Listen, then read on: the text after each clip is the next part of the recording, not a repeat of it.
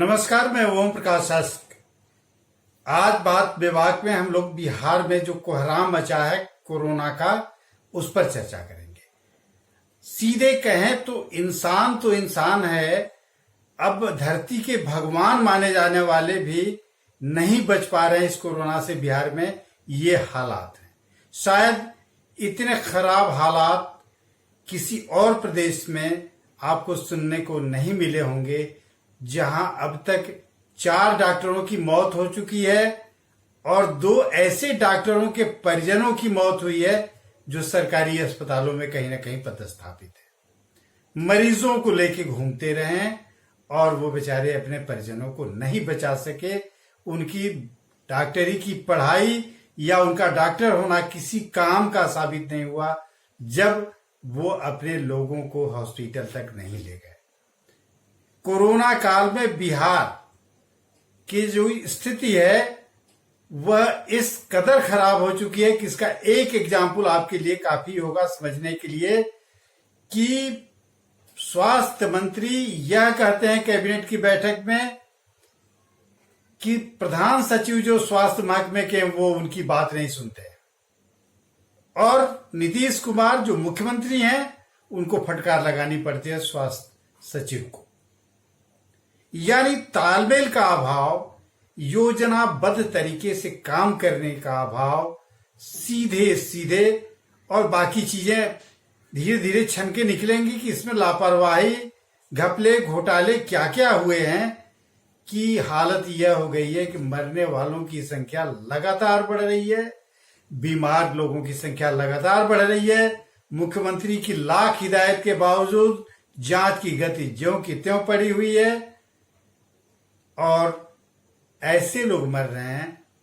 उसके कुछ बिंदु मैं आपके सामने पहले रख देता हूं, फिर हम लोग बातचीत करेंगे विस्तृत ब्यौरे के साथ। आज तक के जो आंकड़े हैं उन आंकड़ों के हिसाब से 26,300 समथिंग यानी 26,000 के पार कोरोना के मरीज बिहार में हो चुके हैं। पिछले 24 घंटों के दौरान 17 लोगों की मौत हो चुकी है। अभी तक कोरोना ने बिहार में 249 लोगों की जान ली है।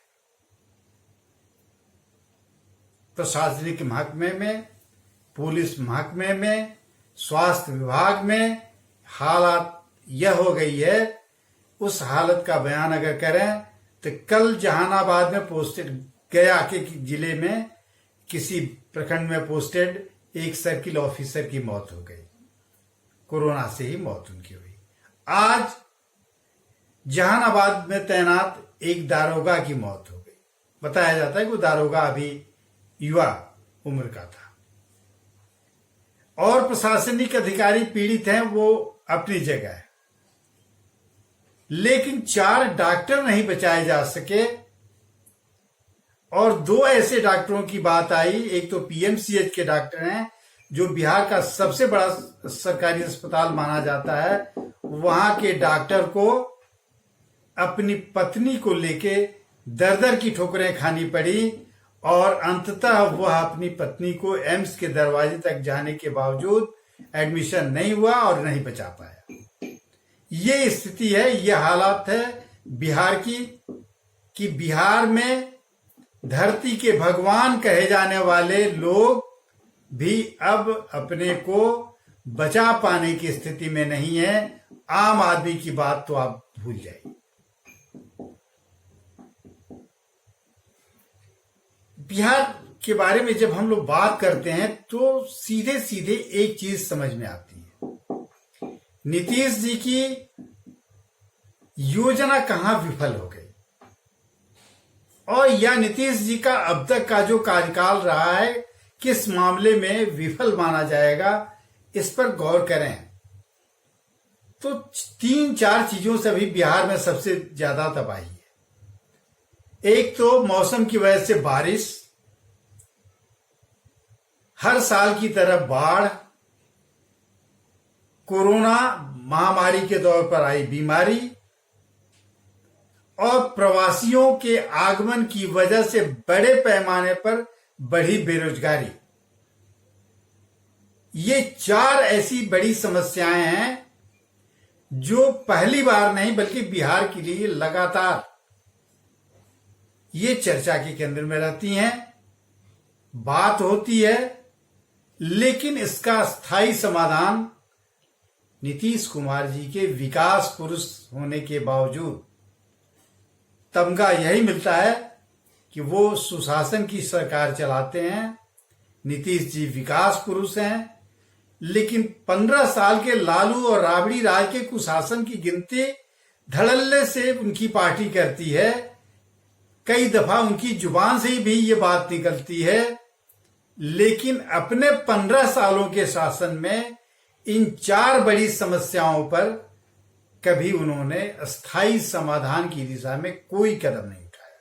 हाँ, ये मानना पड़ेगा कि जब जब ऐसा संकट आया है, नीतीश जी सहायता के नाम पर लोगों के साथ खड़े दिखते हैं।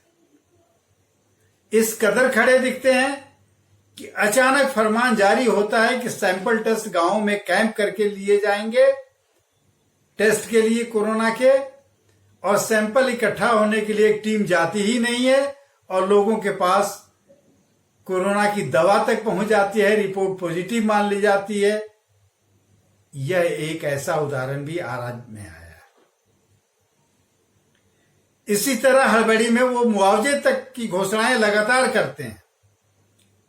फसल नुकसान के लिए मुआवजे की घोषणा, बाढ़ से नुकसान के लिए मुआवजे की घोषणा, मरने वालों के लिए मुआवजे की घोषणा, तमाम मुआवजे की सरकार सिर्फ बन के रह गई है।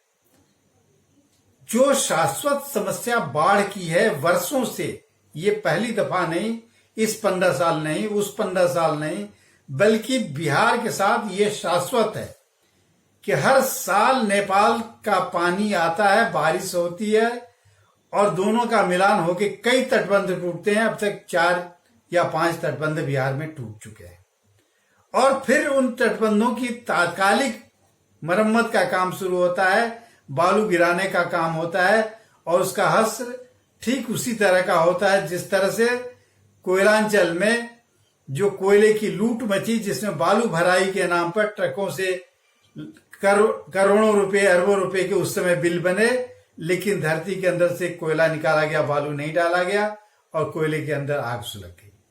लोगों को इलाका खाली करना पड़ रहा है। ठीक वही स्थिति बाढ़ के वक्त में बिहार में होती है और हर साल बाढ़ का वक्त खत्म होने के बाद हम उसको भूल जाते हैं। बारिश की समस्या से पिछले ही साल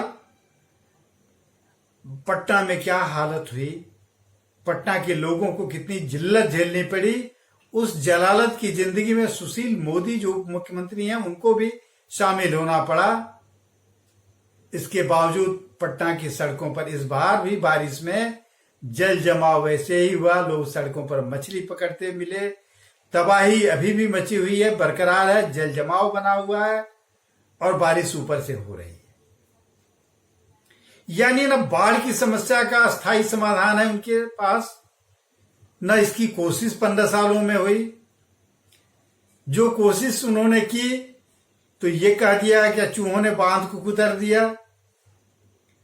दूसरा कि बारिश पर उनका वश नहीं है, लेकिन सुखाड़ और बाढ़ इन दोनों का एक नियोजित प्रावधान होना चाहिए। पहले से इसकी तैयारी होनी चाहिए, सारा कुछ होना चाहिए। हम सब कुछ तब करते हैं जब आपदा सिर पर आ जाती है। प्रवासी मजदूर जो आए बड़े पैमाने पर, जो कहा जाता है 25 से 30 लाख के बीच, घोषणाएं होती नहीं कि उनके लिए बेरोजगारी की समस्या दूर की जाएगी। उनके हुनर के मुताबिक, उनके ज्ञान के मुताबिक, उनके स्किल के मुताबिक उनके घर के पास ही काम दिया जाएगा। इसकी मैपिंग भी कराई जा रही है। अंततः वो लोग धीरे धीरे फिर अपने काम पर पुरानी जगह वापस जा रहे हैं, यानी इसका भी समाधान नहीं निकला। कोरोना का कहर अगर है तो दिल्ली जैसा स्टेट, उसने इस पर काबू पा लिया। नहीं अगर काबू पा रहा है तो बिहार है, बंगाल है, दूसरे स्टेट में धीरे धीरे इसकी रफ्तार कम हो रही है, या अगर बढ़त भी है तो उस तेजी से नहीं है जिस तेजी से बिहार में इसकी वृद्धि दिख रही है। मरने वालों की संख्या दिख रही है, मरने वाले लोग जिनमें मैंने कहा कि धरती के भगवान भी अब नहीं बचे, इंसान की बात तो छोड़ दीजिए। अब तक 250 लोगों के मरने की बात आ चुकी है। तो हम रेगुलर धीरे धीरे इसमें बढ़ रहे हैं। हम यह कह दें कि कोरोना काल में ड्यूटी पर तैनात जिन लोगों की सरकारी काम करने वाले लोगों की मौत होती है, उनके बच्चों को या उनके परिवार को आजीवन पेंशन देंगे, यह सिर्फ संतोष की बात नहीं है। आप आम आदमी की सोचिए, सिर्फ सरकारी नौकरों की मत सोचिए। आम आदमी को राहत कैसे मिले, उनका इलाज कैसे हो, उनकी जांच कैसे हो, उनका इंतजाम कैसे हो, यह सोचने की बात है। हम मुआवजा बांट देंगे, हम पेंशन दे देंगे, हम राशन फ्री कर देंगे, ये समस्या का समाधान नहीं है। समस्या का समाधान है कि जांच की गति बढ़नी चाहिए। कोरोना के जांच के लिए जो उपकरण मंगाए गए हैं वो अप टू मार्क नहीं है, उसका एक बार रिव्यू होना चाहिए। वो चाहे सेंट्रल टीम आई थी, पता नहीं उसकी रिपोर्ट का अभी तक पता नहीं है, लेकिन सेंट्रल टीम की वो रिपोर्ट क्या थी वो पता करके उसके अनुरूप अपने में सुधार लाना चाहिए। ये सबसे बड़ी जरूरत है। हम डांटते रहेंगे, फटकारते रहेंगे। नीतीश जी एक ऐसा काम कर चुके हैं कि कोरोना काल के बीच में ही अपने स्वास्थ्य सचिव संजय कुमार को हटा चुके हैं, जबकि ऐसा आमतौर पर नहीं होता है कि लड़ाई लग गई तो आप कैप्टन को चेंज कर दीजिए।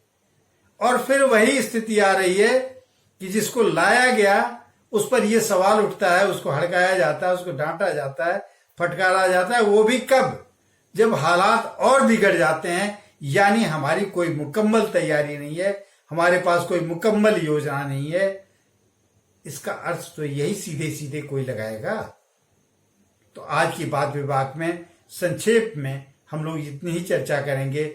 हम उनको नमन करेंगे जिनको धरती का भगवान करते हैं, उन डॉक्टरों को जिनकी जान गई है इस कोरोना काल में, उन आम लोगों को भी जिनकी जान गई है, और जो इस संघर्ष में लगे हुए हैं, लोगों को बचाने के काम में जुटे हुए हैं, उनके प्रति भी एक सहानुभूति रखनी चाहिए। लेकिन उनकी जान खतरे में पड़े, उनकी जान चली जाए, हम कोई एक मुकम्मल इंतजाम नहीं कर सकें, हॉस्पिटल में बेड नहीं दे सकें, चीजें तैयार पड़ी हुई हैं आपके पास, ट्रेनों की बोगियां खाली पड़ी हुई हैं, आप उसमें आइसोलेशन सेंटर नहीं बताते हैं, पेशेंट लेके लोग घूम रहे हैं इस हॉस्पिटल उस हॉस्पिटल, उनको जगह नहीं मिल रही है, दम तोड़ रहे हैं। ये हालत अगर रहेगी तो बिहार नहीं सुधरेगा। और सबसे बड़ी चिंता इन तमाम चीजों के बावजूद, जहां एकदम कोहराम मचा हुआ है, अगर नीतीश कुमार जी की पार्टी जेडीयू को सबसे बड़ी चिंता पड़ी हुई है कि चुनाव समय पर होगा, चुनाव समय पर हो जाए। पता नहीं चुनाव 10 दिन बाद होगा। अगर आप अपने किए का ही परिणाम चाहते हैं, आप अपने काम का ही पारितोषिक मांगते हैं, तो घबराने की जरूरत नहीं है, आपको थोड़ा इंतजार करना चाहिए। हो सकता है चुनाव की तिथि बढ़े, जैसे उपचुनावों की तारीख बढ़ाई गई है, इसकी भी तारीख बढ़ जाए तो कोई अचरज की बात नहीं होगी। लेकिन इसके लिए अपनी व्याकुलता दिखाने से लोगों का मनोबल बढ़ता है, लोगों के मन में गुस्सा ही आता है, सहानुभूति नहीं पैदा होती है। कि चुनाव जरूरी है या कोरोना से लड़ने की अभी मजबूरी सामने है, बाढ़ की विभीषिका से संघर्ष करना जरूरी है, कि बेरोजगार लोगों को नौकरी देने की कोई मुकम्मल योजना बतानी है, कि उनको खपाना है, उनको रोजगार देना है। आप राशन कब तक फ्री बांटते रहेंगे? मुफ्तखोर कब तक बनाए रहेंगे? आप काम दीजिए, ये सबसे जरूरी है। तो आज की बात विभाग में मित्रों इतना ही, फिर हम लोग मिलेंगे। नमस्कार।